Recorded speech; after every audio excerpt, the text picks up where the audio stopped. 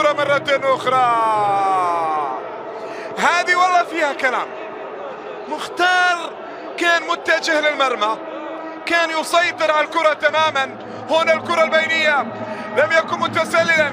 مر مختار وإعاقة واضحة يا كوري، وكأني شاهدته كان يريد أن يدخل يده إلى البطاقة الحمراء، لكن تراجع الكوري.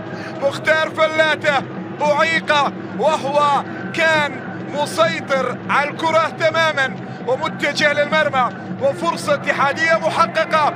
أعيق قبل أن يمر، وبالتالي الحكم الكوري يعطي بطاقة صفراء فقط لحبيب كوراني. خطأ اتحادي قبل أن ينتهي شوط المباراة الأول. هدف لو سجل رائع جدا معنويا للاعبي الاتحاد، يعطيهم دفعة قوية جدا قبل أن يدخلوا شوط المباراة الثاني.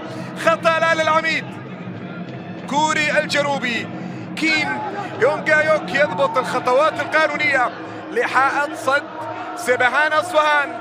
الغامدي عند الكرة، باسم منتشري أيضا موجود. من يسدد مباشرة؟ من يسجل؟ من يفتتح التسجيل؟ الغامدي. الله!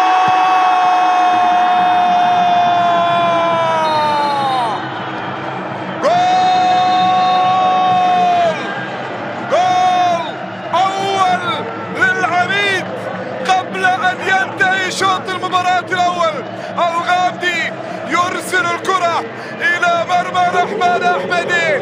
هدف اتحادي أول.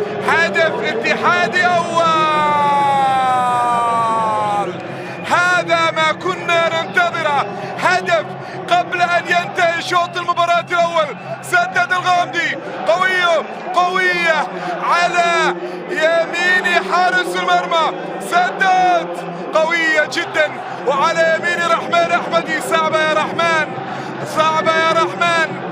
الاتحاد يتقدم بتسديدة عبد الرحمن الغامدي قبل أن ينتهي شوط المباراة الأول. هدف معنوي كبير للاعبي الاتحاد. برافو عبد الرحمن، استطاع أن يسجل، وبالتالي الاتحاد ينهي شوط المباراة الأول متقدما ومتفوقا على حساب سبهان. مشاهدينا الأعزاء، انتظرونا في شوط المباراة الثاني.